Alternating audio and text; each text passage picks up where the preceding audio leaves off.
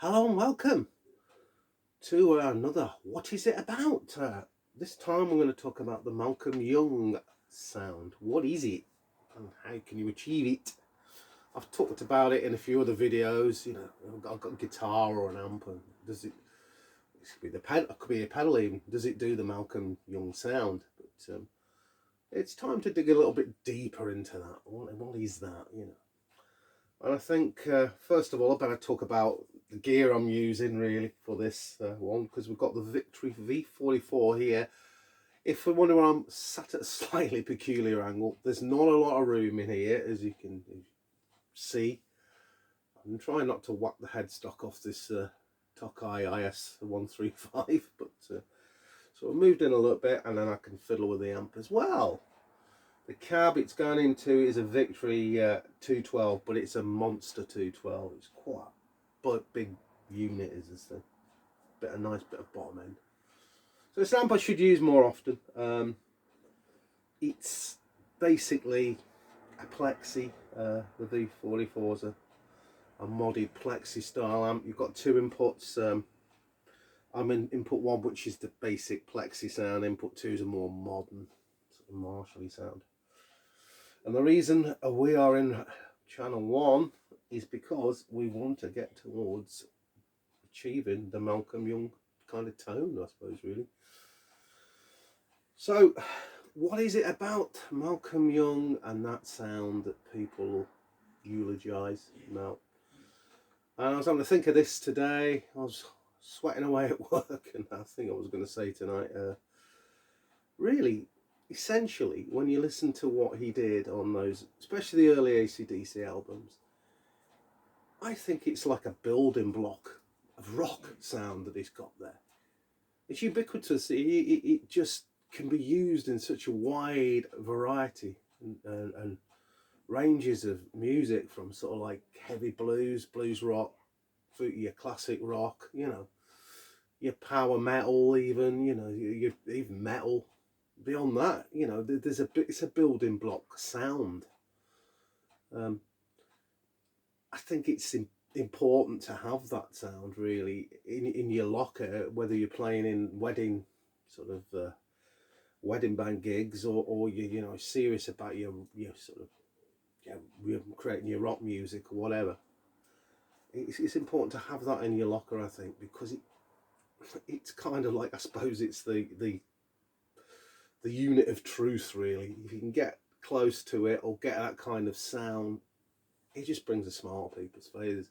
Now, obviously, I can't crank this up massively in here. I've got the neighbours, and I love my neighbours, so I'm pretty modest in volume. But this amp is designed to work well at low volume, so it's another reason why I'm using it now. So let's move on to some sounds. The Plexi sound, obviously, not everybody's taste. And Malcom Young, he's done it from the Marshall JTM 45s to the, you know, the kind of super leady 4-input jobs and whatever. And he's had that Gretsch guitar plugged into it. I haven't got a Gretsch guitar, so I'm going with a Tokai. I'm trying to, you know, I'm using what I've got, basically, give you some idea. Now, I've got this set, everything on the 7 here, apart from the volume. I've even got the gain set on 7. The secret, anybody who wants to do the Malcom Young sound or play AC/DC songs, rhythm guitar wise, you know, all that malarkey, my first tip is don't turn the gain up too loud. It's assuming you're using an amp that's got gain, because he was using, you know, non-master volume amps, and just turning those up to where he felt. In the real world, most of us using master volume. Now, I apologise if there's a lot of talking before getting to the sounds, but I'm trying to get under the skin of this a little bit. So you don't want too much gain. You want a sound that can clean up on the volume knob. So let's get the volume on. The guitar is on 7 now. So let's hit let's hit an A. And I'll get it right in a minute. Let's hit an E chord. That was it, volume on 7. Let's hit an E chord, volume on 5. 3. I'll go flat out on 10 now. Now, I would dare to suggest within that volume knob there, those settings, is a microcosm of kind of Malcolm's rhythm tones, if you want. I know they're not spot on. We haven't got the same gear, we're not playing the same volume. Tone is in your hands as well, and how hard you hit the strings and all the gauges of the strings. But we're just trying to talk about if you want a ballpark Malcom Young sound. So having said that, obviously every amp is different. I'm just using this as an example here of a Plexi style amp, and that's how I like to set it. Because if I set it on this, I've got those variety of Malcom rhythm sounds at my disposal. So let's talk a little bit now about techniques with Malcom Young. This is where it gets kind of fascinating for me. The first word of advice is, you don't need to be down the dusty end. Let the dust gather. Let the dust gather, or past that 12th fret. You ain't going to be needing to go down there. You're probably the highest you're going to get is it's probably a D. A D there on the 7th fret. It's probably the highest you're ever going to need. An E in that shape there. So, yeah. Most of Malcolm's playing, apart from the odd bits of bar chords here and there, it's in the open positions. So anyone who thinks you can't play heavy, hard rock, blues, whatever, without playing power chords endlessly, bar chords, he's there to prove you wrong, because he likes the old cowboy chords.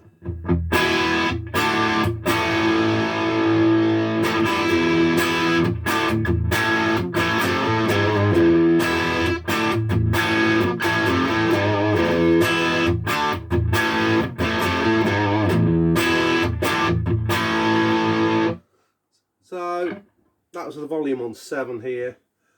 That was just an E, D, A open chord progression. And you can, I'm not going to play any AC/DC stuff. I'll just get that out of the way now. I don't want the AC/DC police knocking on my YouTube door, thank you. So you get the picture there. That's a style of thing you might come up with. And then when you're playing these chords, just feel free to hit every string. You can mute maybe. It doesn't mute very often. More likely it's this full-blooded. I'll drop that volume down a little less to get more clarity, more like his earlier tones.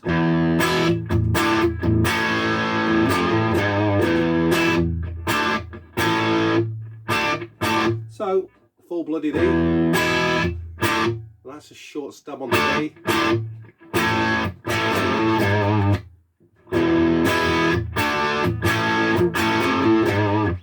So you know, it's a very simple thing there, very simple idea of an AC/DC kind of Malcom Young riff, played in the cowboy chords, you know, when he's getting in the bar chords.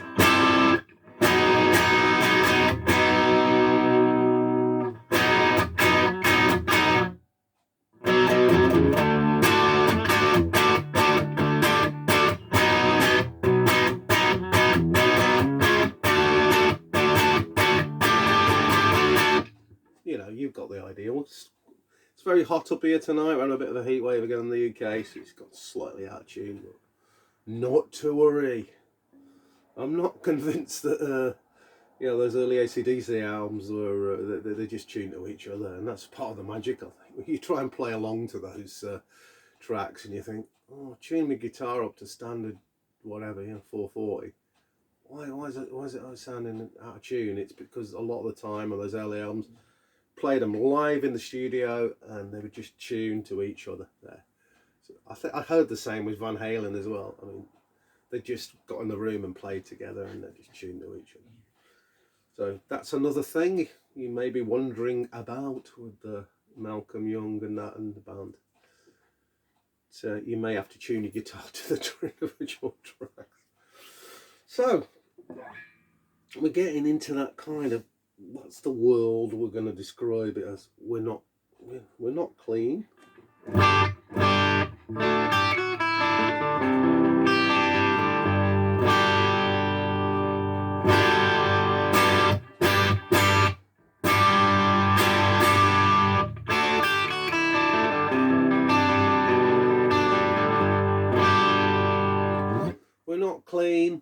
not super dirty. We're somewhere in that sort of mysterious zone between a kind of jangle and lightly overdriven, but with the power amp tubes working really hard on the amp. And of course Malcolm's full-blooded approach with the plectrum, and he's watch clips of him live, and it's, you know, it's head down, and it is, you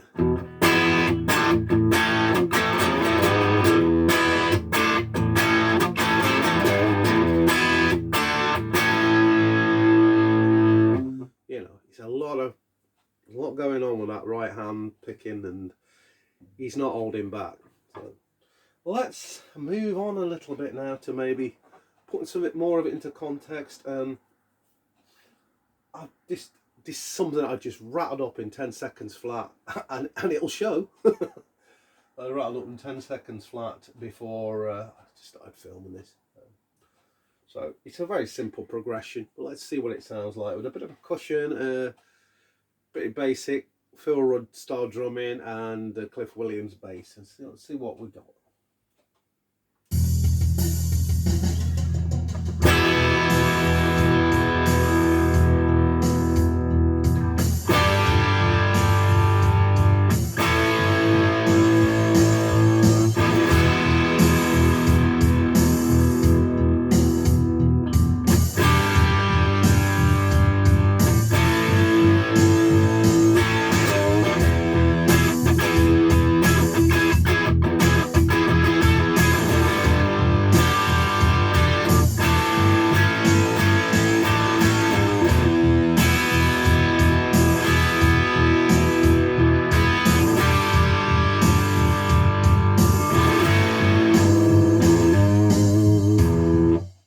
So yeah, I don't think I was even in time with that. It would seem to be quite random, but you get the picture. You don't need to be overplaying with the Malcom Young style. You just can let it breathe, man. Just let it breathe.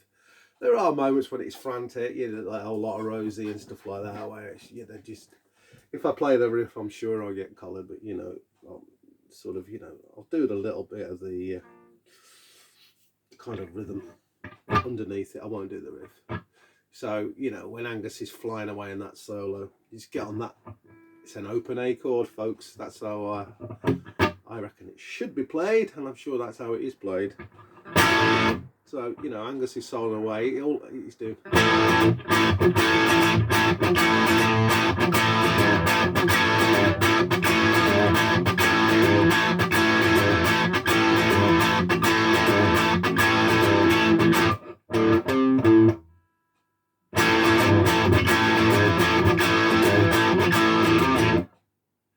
You get the picture.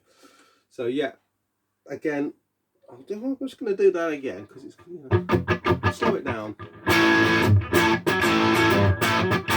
So it's not just downstrokes, upstrokes. So it's, how often you heard Malcom Young play in this kind of fashion?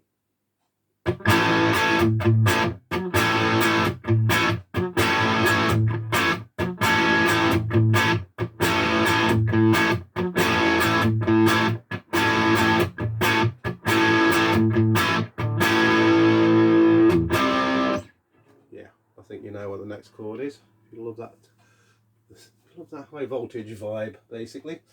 So yeah, it uses a kind of lot of upstrokes in there as well as the downs. So. And you can kind of mute on that G note there. So down.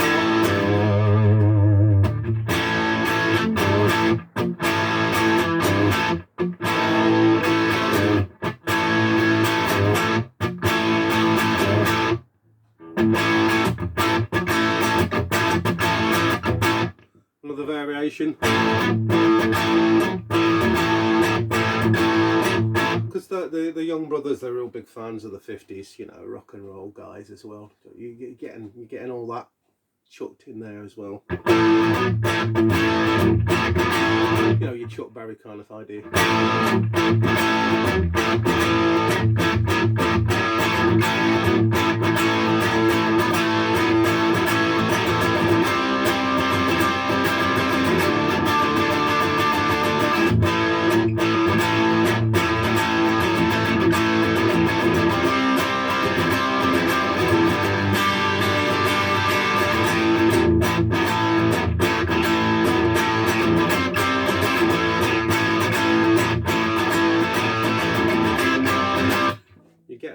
here yet. I've hardly been above the highest noted chord I've played in the whole thing so far is that high E position. You know, if he's playing bar chords, you know, it'll be something like I did that progression there. C, D, so A, C, very common in their songs.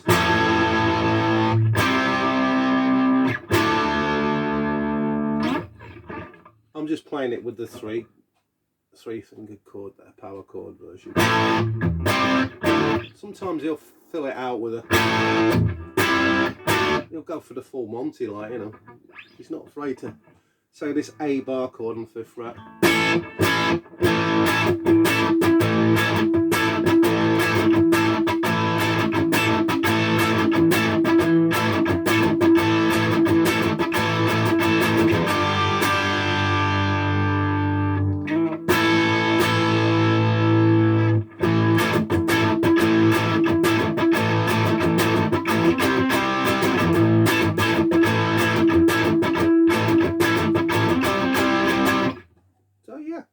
You know, the chording is not difficult. We're not talking about playing, you know, suspended chords, sharp, flat, minor, whatever. You know, it's very often it's just your simple major or minor chords. The odd fancy one. You might know this one.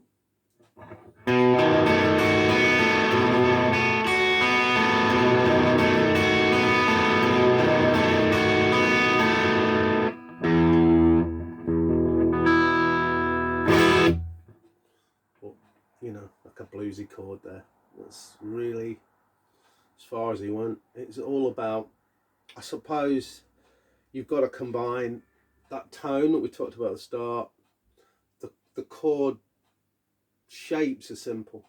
How you use them, how you voice them, how you get to mute the odd string or let the strings rig open. That's the second point, really. The intensity of the strumming, you know, letting the amp do the work, really. You know, you light a strum in and then you can go, you know, so get it on sort of like a mid sort of volume.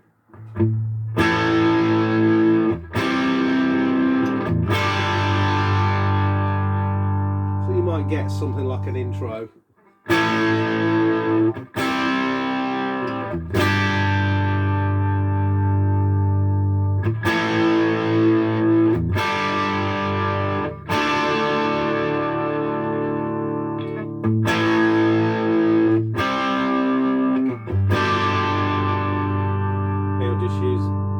Will come in and he'll just jack the volume up. I'm going to crank it this time.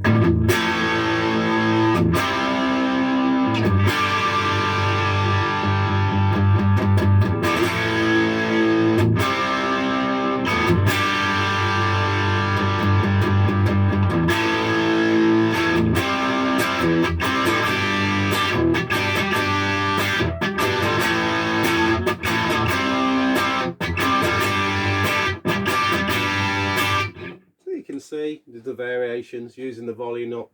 I'm going straight in the amp here, no effects. You didn't use any effects, didn't need them. I suppose the last component, you know, we played along to the dodgy rhythm track earlier, but you could see, you know, it leaves, how to leave space in there, when to speed up, slow down, hard to hit your chords or when to lay off. All those things Malcom Young patented, in my opinion. And I still regard him as the finest rock rhythm guitar player that ever lived. You know, so sad with his passing. Yeah, he'll never be replaced. Like, I mean, he created the template for rock music, really, in my opinion, and just how he used simple chord ideas and shapes, and by using his talents as, you know, arranging the songs and making them something larger than some of the parts, and how he worked with Cliff Williams and Phil Rudd, mainly those two, how they worked as a unit together. And it really was, that was the engine room of AC/DC. They worked as a team, as a unit, those three. Yeah. You see the old videos of them and you know, often you'll see Malcolm is just stuck against a wall of Marshall amps there. Cliff Williams is stuck against whatever he's playing. It's bloody massive bass rig. And Phil Rudd's playing what seems like a very simple rhythm, but it's like he's got a computer chip in him that keeps him in perfect time. And the three of them are just syncopated beautifully, you know, so yeah. All things to think about with the Malcom Young sound. I hope that's been an enjoyable one to watch. Again, if it's overlong and I've rambled, I can only apologise. But you know, it's a subject I think never gets enough attention. Everybody just wants to get onto the lead guitar and you know the ego thing, the glamour thing. Well, Malcom Young, he didn't really have any ego at all. He's quite happy to just let his brother take the limelight. But he was the guy. He was Mr. AC/DC. Made no mistake about that. And yeah, I'm thinking of another modern day rhythm guitar legend, Corey Wong. You may not have heard of him, but he's just coming to prominence now. He's like a funk god.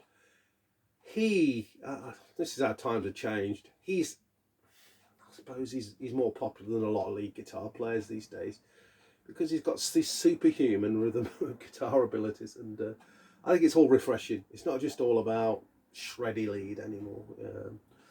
And Malcom Young was an example in the past. It wasn't all about shreddy lead then either. You know, so it just remains for me to say thank you for watching, and if you got this far, brilliant, you know. But it is something I'm quite passionate about. That yeah, the rhythm guitarists they don't get enough credit in the guitar world. So, good evening all. I will be thinking about a bit more about these What Is About series. I don't think they should just be about gear and guitars and pedals and amps and things like that. You know, nice to include some humans like I have here. So, but tally bye everybody.